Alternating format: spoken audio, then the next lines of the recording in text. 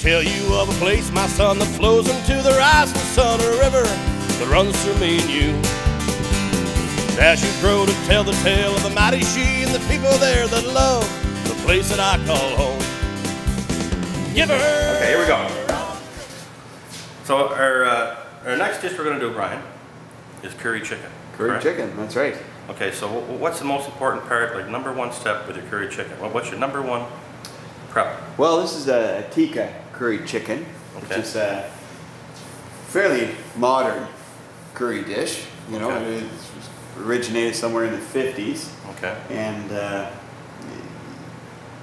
the main ingredients are yogurt, ginger, garlic, curry, and what sort of makes it stand out is the presence of tomato in the dish too.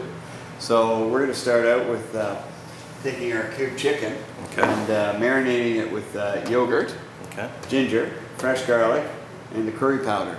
And then we'll set that aside for a little while. Should we do that in a bowl? Yeah. Need a bowl. We'll do that in here.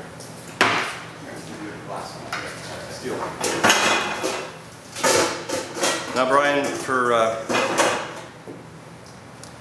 just tell the folks that at home now, marinating doesn't mean leaving something alone for 5 or 6 days. We're ever dealing with chicken here. That's right. So what are the number one rules we have to deal with when we're marinating chicken? Okay. And you want to make sure that you're going to be able to cook it the next day at least. Okay. You can leave it overnight and do it in the evening before you go to bed, and then leave it overnight, and you can put the rest of it together right when you get home. So or you can start it in the morning and then finish up in the afternoon for supper. Is it like beef? Like the longer you marinate this, the better it's going to take, or the more flavor it's going to take on? Well, the flavor will seep right into the chicken, and it'll tenderize it a little bit. It is chicken breast that we're using.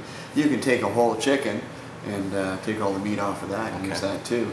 In a traditional sense, this would be taken out of the marinade, or taken out with the marinade, and it would be cooked in a tandoor oven, which is a clay oven, which is sort of set down like this, and it gets really hot. Traditionally, they would heat it up with wood or charcoal. It would be up to, well, they got up to 900 degrees Fahrenheit inside there, right? And of course, and it would kind of smoke it a little bit and this and that. We're not doing that. Okay. We don't have a tandoor oven. That's right. So, but we did talk about the popularity of curry in Britain and Ireland, but it comes from India. It's an Indian-based dish. It is an Indian-based dish, and right now, in modern times, this type of curry is the most, well, it's one of the most popular dishes, period, in Britain. That's right. Some say it should be Britain's national dish. Okay. It's even served as a street food. Wow, okay. People serve it on carts like we would buy a hot dog. You go to the cart, get a curry on some chips. Right. Or on rice. Yep, that's right. Okay, so our first step in the marinating process is to add the yogurt and garlic, you say? Yeah, that's right. Okay, wonderful. Yes, that's right. I just bought some fresh yogurt here. Now, buying traditional natural yogurt is probably the best. I'd stay away from the fancy flavored, probiotic. Yeah, this is grassroots yogurt. Yeah, that's right. It's got a sourness to it. It's not sweetened. That's what you're looking for, right? This is as close to traditional yogurt they would use in. Good. Now I'm going to use about a half a cup here. Need a spoon? Okay, half a cup of yogurt. Oops, I had some carrots left in there. That's all right. It's all going in the same place, eh, Brian? That's right. There's going to be carrots in the dish anyway. And so I have smell that fresh roasted garlic, 2 tablespoons of garlic. Very nice. And there's a quarter cup of curry powder. Curry powder. And I've got I would have thought there'd be more. I thought there'd be more curry. No. That's all the curry we need? That's good. That's all you really need. Should I start stirring this? And that's a mild curry. Okay.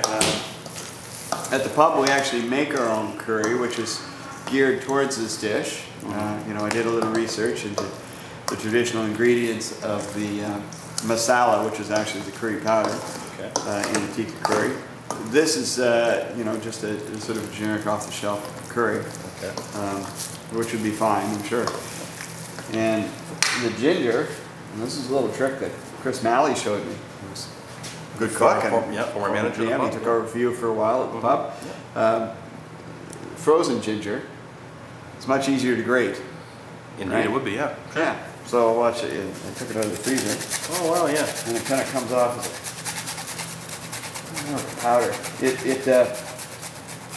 The fiber in the ginger breaks up a lot easier when it's frozen. So I'm going to do about 2 tablespoons of this in there. Almost like frozen. Almost like frozen water is a little easier to shave than water. That's right. Kind of makes sense. That's good. Yeah. Well, I'm a very observant creature, Brian, as we say. Yeah. That's a lot of ginger. Yeah, it's a fair amount of ginger. I'm not going to do the whole thing, but I'll probably do about half of this piece of ginger root. Okay. You can buy fresh ginger at any supermarket these days. Okay. I know some people like. It's very healthy, eh? Yep. It's got a lot of, antimicrobial properties. Is that a word? Microbial? Can you say that again, Brian? Okay, here we go. Helps keep away the bad germs and such. Bad germs. Well, I'm going to grab this lime here. And I'm Okay. going to squeeze a bit of lime juice in there. Okay. A lot of recipes for tikka curry will call for lemon juice, but I like the lime myself. Yeah. Like I noticed, Brian, Nice like and you, fresh. when you cook, you like to use, your own twists and your own flavors, and your own Yeah, that's recipes right. on everything. Yeah, and it's a little easier sometimes in a restaurant setting because you can get these specialty ingredients, right? I often said, Delivered Brian, to you. I often said you would make your own ketchup if we left it alone long enough Well, with the bag we of used to make our tomatoes. own mayonnaise. Yeah. But, We used to make our own coleslaw and onion rings at one time too. If you don't remember the Yeah. homemade onion rings? Yeah. But some things got a little too out of hand, eh? That's right. Okay, so for all intents and purposes, our curry chicken is in its base. Let's put it in the fridge and let it savor, right? That's right, yeah. Yeah, for at least 4 hours or so would be good. Now 4 hours, of course, is probably the least amount of time you can do it for, 4 hours. Yeah, I think so. Okay. Yeah. Okay, once again now, Brian, for the tikka curry chicken at O'Donoghue's Pub, what's our first step? Well, we want to sort of create a broth that it's cooked in. Okay. We've got some chicken stock Chicken here, stock. low sodium chicken stock. Okay. We'll get some of that in there. Very nice. Okay. And I'll stir in some crushed tomato, or just a very plain tomato sauce. Okay. You can't find that on the shelf. Okay. Put this in. Very good. And I've got a tablespoon each of salt and sugar. Okay. Regular granulated sugar. So a little sweet and sour action going on there. Yeah, again, a little sweet and sour. Okay. Smells good. Flavors are starting to come together. There we go. Okay, so let me get these vegetables here for you, We've got Brian. lots of vegetables there. Okay. I'm going to grab some cream. Fridge here. And Okay. a roll of marinated chicken. Okay. So, It's going to be vegetables. pretty thick. It's basically a stew, you know. That's right. So what we're going to do here is add some green peppers, red peppers, about a half cup of each, I assume. That's right. A cup of celery, a cup of diced carrots, and a cup of diced onion. Diced onions. Okay. Of course, you can use whatever vegetables you like. That's right.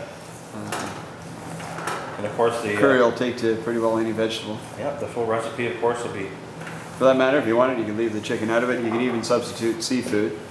You know, turn it into that's nice to know. a seafood. Yeah, it's the lemon aspect, and And of course the full recipe can be found on the Looks Marriage good to see. Online in the story. If you're watching this video,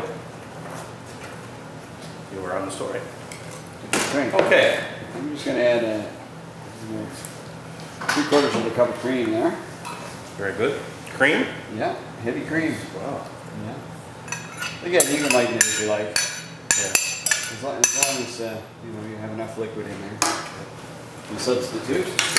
I like to stir, you know. I think I'm a You're good a stirrer. consummate stirrer. Yeah, I like to stir. That's no secret. You're always stirring the pot, though. I'm always stirring the pot. But I like to, you know, smell of this. I love the smell of food.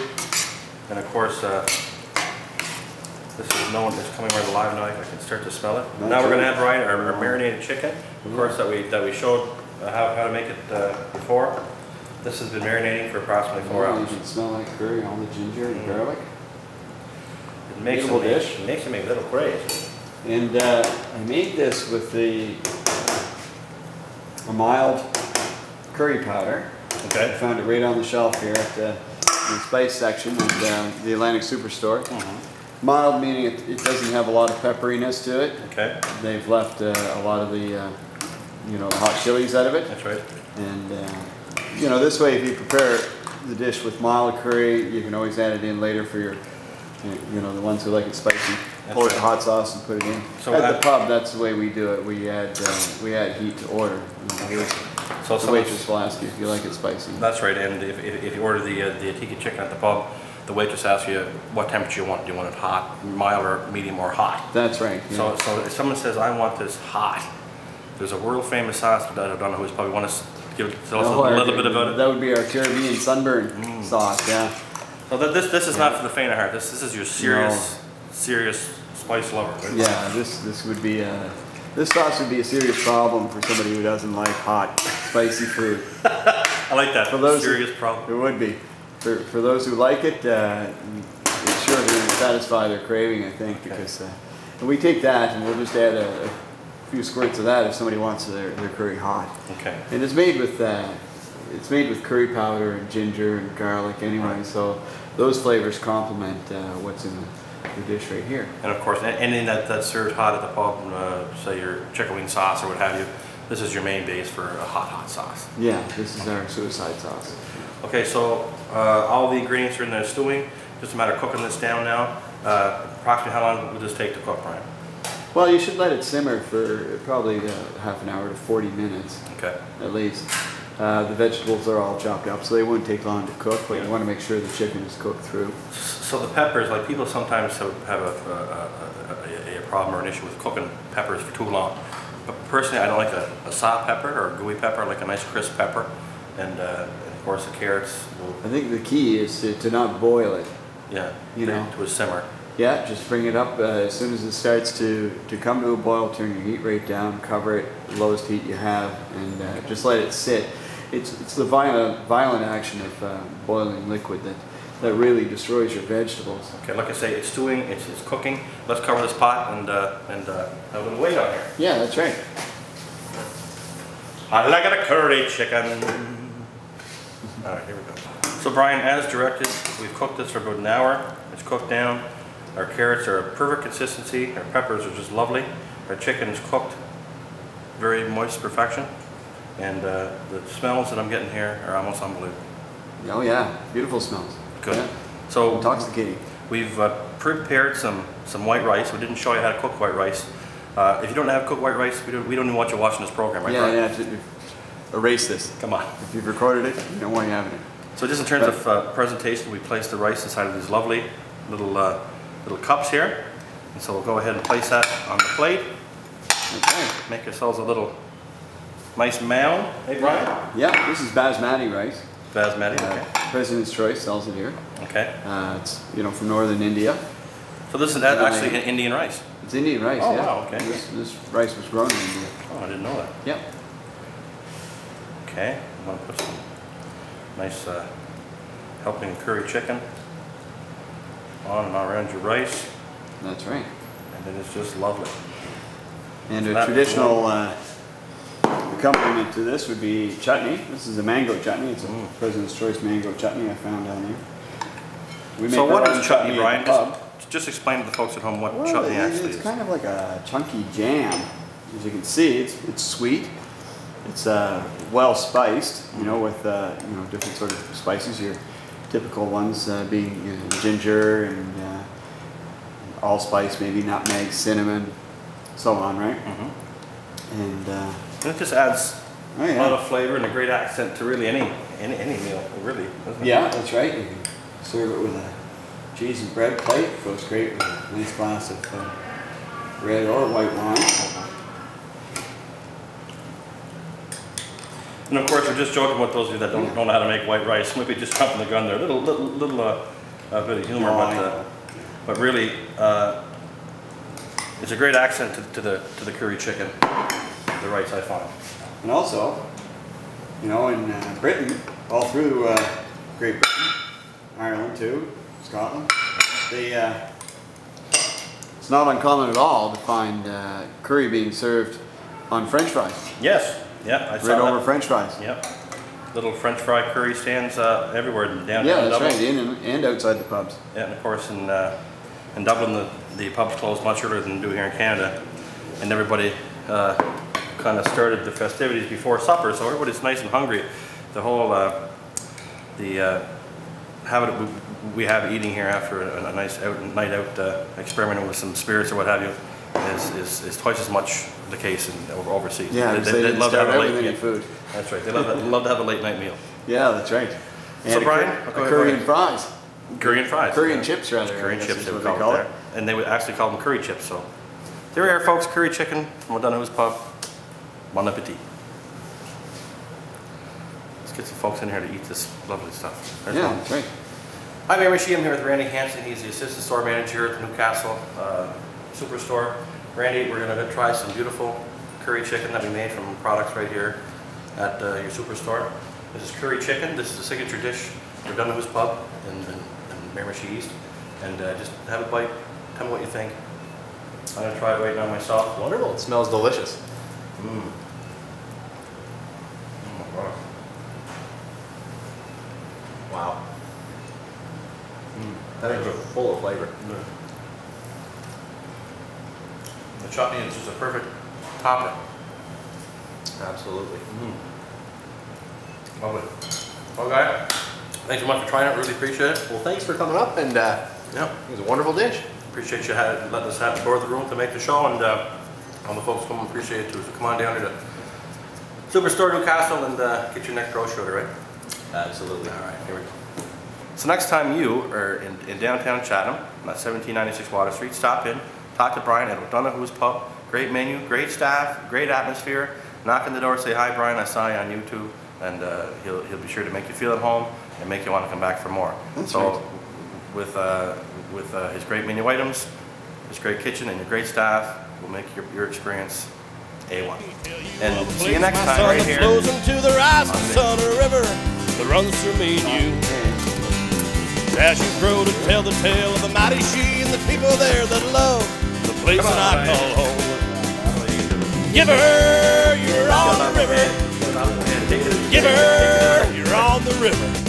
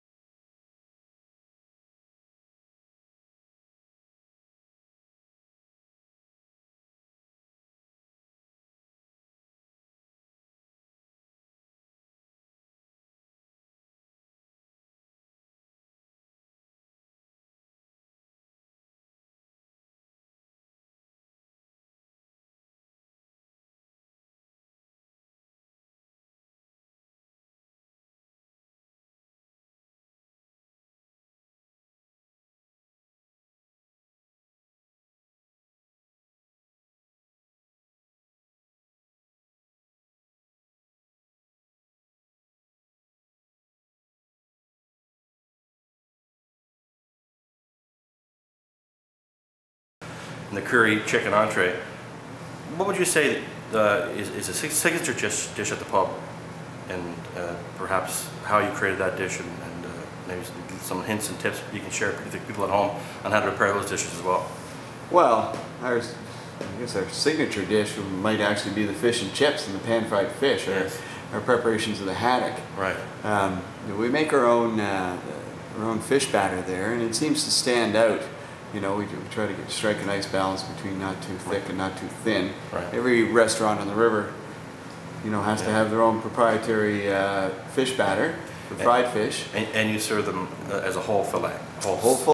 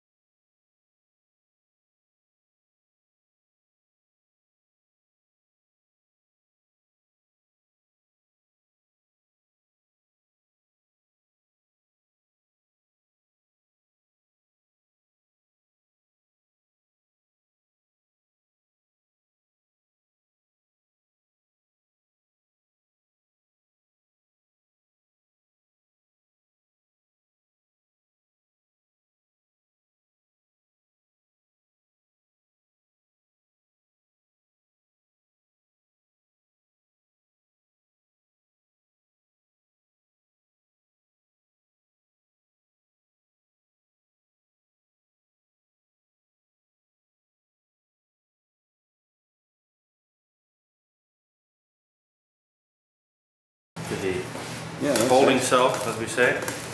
Now I have this set on a sill pat, which I believe they sell here at the Atlantic Superstore. It's a silicone sheet, which is non-stick sheet. Okay. Helps you to get things off the trays. Of course, it's stuff on the ends here. Come on, Ryan. We'll work around I know that. you can do it. Oh yeah. Let's get it off the pan. Let's get it off the pan. Take it into the. Let's take it to the stove again. This side.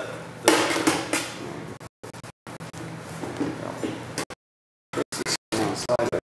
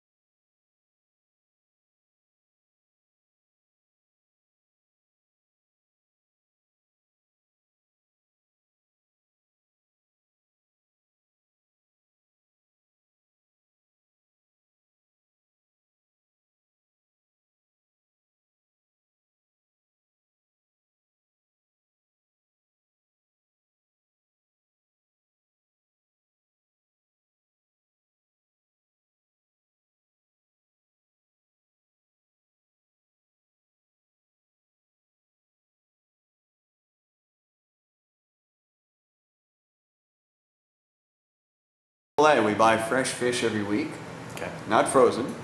We do use some frozen sometimes because the fresh runs out. Sometimes you run out. I can't predict the sales all the time, so we keep frozen on hand. But we try to use the majority fresh fish, and I think it makes a difference on the plate. It's it's more moist, more flavorful. Yeah. Our pan-fried fish, we make our own sort of a lemon pepper seasoning with some exotic sort of ingredients. And this is your non-deep fried, more of a healthier choice. A little bit healthier, a little oil from the griddle, but not much. And very popular as well. Very popular, yeah. Yeah, good. Yeah. So that's the dry so the dry ingredients for the chicken are okay. So so the dry ingredients for the okay. So the dry ingredients for the haddock is what? Well, we start with the breading, and it's just a one-step process. You take your fish, drag it through the breading, and you put it right in a hot pan. Right. In our case, we put it on a griddle. The breading consists of flour and breadcrumb. Some are savory, and a mix of spices that we use together to make this sort of lemon pepper seasoning. We take dried zest of orange and lemon, grind it up really fine. We've got coriander seed in there, cardamom, which is kind of an exotic, exotic item. Wow, that's from the Far East, used commonly in Southeast Asia. So that's that's. But the coriander seed gives a really citrus aspect, eh? Yeah, sure. And of course, maybe the Dublin chicken would be another popular the dish Dublin chicken. well. Yeah, and we're known for our steaks. The haddock roulade has become really popular. It's a fillet of haddock seasoned with our seafood seasoning. 4 shrimp and 4 scallops. And it's cooked with a sauce that we make to order out of cream and fresh lemon juice, white wine, fresh basil. Wow. We buy fresh basil and chop it all up, and we have that on hand. We put a dab of that in there, and a little bit of honey. That gives you your sweet and sour balance, which is very crucial. We don't want a sour sauce. We don't want a sweet sauce. The two balance each other out. Okay, for lunch at the pub, there's a deli side of things. That's right. Yeah. And there's a unique soups and sandwiches that are available every day. So we make fresh soups. And special fresh soups made. Yeah. Okay. Yeah, 2 or 3 of them a week, and they're big sellers. They're always popular. Good. Sandwich of the day, we rotate through any of up to maybe 20 different sandwiches we've done now, and we just bring in different ingredients to put that together with, and different variations. Now your supper menu, not only are there staples on there and items that stay consistent from week to week, but there's specials every Friday and Saturday, or every night there's a special. That's right. Fridays is your seafood night traditionally. Saturdays more of your butcher's block and beef and pork. Yeah, that's right. In this area, it seems that seafood has always been the bigger night on Friday. Fridays. There's a large Catholic population here, and I guess it's derived out of that. God bless them, everyone. Yes, every special sheet that we put out every week, we have 1 or 2 seafood items. I try to get a meat special on there too, and those feature sheets are our vehicle for creativity, for developing the menu. The haddock roulade came from that. Okay. So did the coquille O'Donoghue's, which is the scallops sautéed, browned in a pan with a sauce that's made from Bailey's Irish cream, white wine, various other ingredients. So bottom line, great menu items every day, and great specials. There's always a variety, and there's always something new and exciting. Yeah, we try to strike a balance between keeping things fresh with offering a variety of new dishes every week, but as well having the menu solid enough that people can rely on getting their favorite every time they come in. That's right. Gradually things shift a little bit as items don't sell as well as they used to. Right. In a restaurant setting, you always have to stay on top of what is selling and what is not. I mean, that's right. Change your inventory over consistently is very important, and waste, of course, just can't happen. What sort of steps? I'm a dicer, I'm a slicer, I'm a long way from home, and if you don't like me, working with the vendors is important. part of that. What's on special? The suppliers. Coming, Yeah, that's Grab right. your glasses and a book what from they the have, shelf. If you don't want that to can listen, be then readily go fuck supplied on a regular yourself. basis.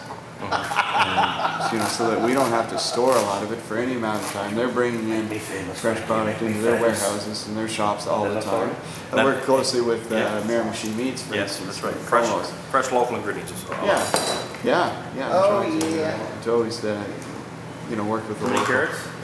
companies, the Northumberland Co-op. We buy plethora our of products carrots. from them. We buy products from Morris Wholesale and Fresh Choice Vegetables coming up from Fredericton. And these companies will deliver twice a week, so you know, I'm making sure that I'm getting the items right off the trucks and delivered to us. Fresh and crisp here. Yeah, well, that's right. Yeah. Celery. I took so much. What's that? Celery? Tell me what. Yeah, here you go. Good.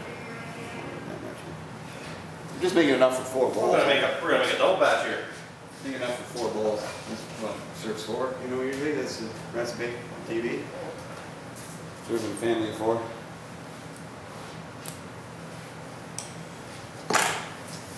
We all have our own heart. All right, get alligators. How much of this onion are we looking at, Brian? Half that. Diced it. Yeah.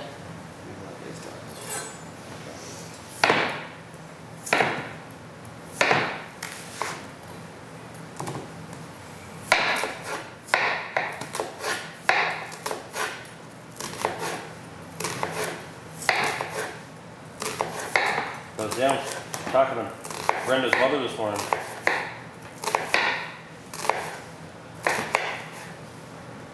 She's here to stop talking too, eh?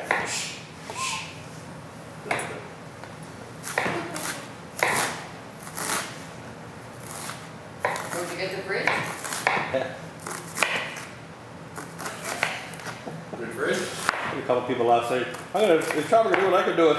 I said, I'll have a car. Someone said, I'll have a car. I want a car and it has to run good. Another one, I want a man, they have to have a big tool. And there is, of course. Yeah. Nasty thing. Thinking that's enough onions, buddy. Right there.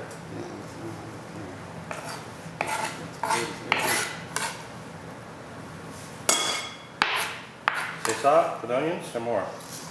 Good. That'll do what I have cut or that'll do what's in the bowl? Yeah, that'll do it right there.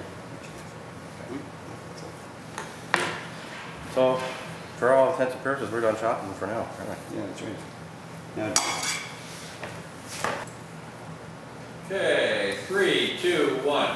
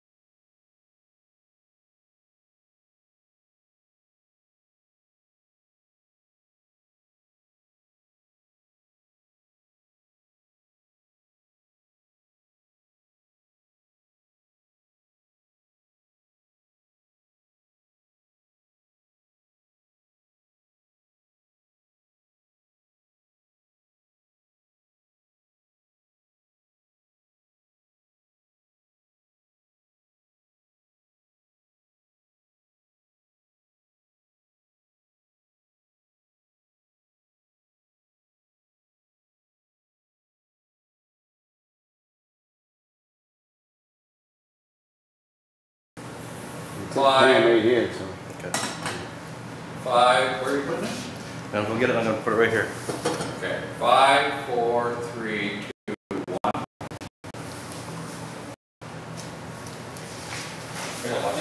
And I'll get that bread. Okay. Okay. It's 5. right here. So. Okay. 5. Where are you putting it? And we'll get it. I'm going to put it right here. Okay. 5, 4, 3, 2, 1.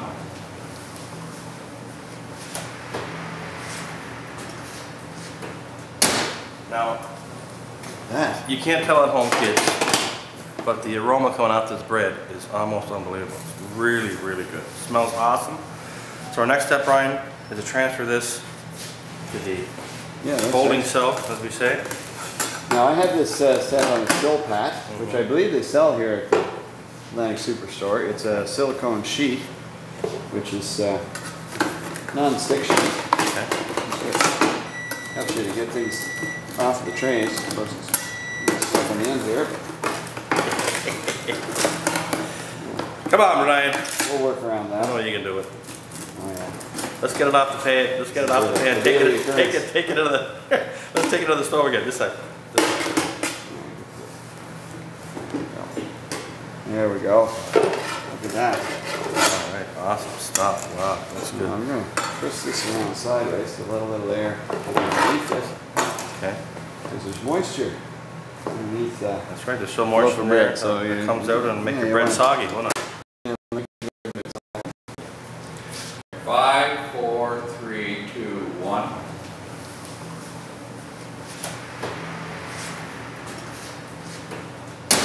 Now, That. you can't tell at home, kids, but the aroma coming out this bread is almost unbelievable. It's really, really good. It smells awesome. So our next step, Brian, is to transfer this to the That's holding right. cell, as we say. Now I have this set on a still pat, which I believe they sell here at the Atlantic Superstore. It's a silicone sheet, which is non-stick sheet. Okay. Helps you to get things off the trays. Of course, it's stuff on the end here. Come on, Brian. We'll work around I that. know you can do it. Oh yeah. Let's get it off the pan. Let's get it off the pan. Take it to the. Let's take it to the stove again. This side.